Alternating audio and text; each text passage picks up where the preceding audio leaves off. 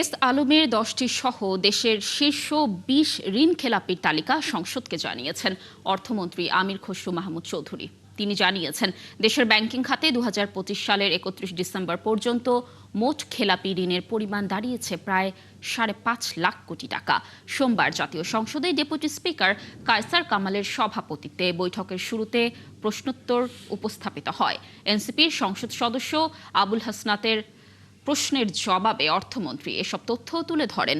তিনি জানান, বর্তমান সংসদ সদস্য ও তাদের স্বার্থ সংশ্লিষ্ট প্রতিষ্ঠানের ব্যাংক এবং ফাইন্যান্স কোম্পানিতে মোট খেলাপি ঋণের পরিমাণ 11,117 কোটি 31 লাখ টাকা।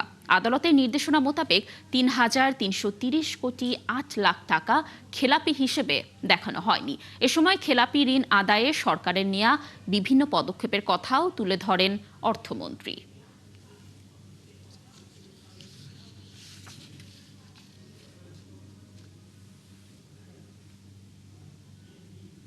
দর্শক, চলছে সংসদ অধিবেশন, আমরা সরাসরি চলে যাচ্ছি সেখানে। আন্তরিক প্রত্যাশা এই সংসদ দীর্ঘায়িত হোক এবং এই সংসদ দিয়েই আমাদের সকল সমস্যার সমাধান করব।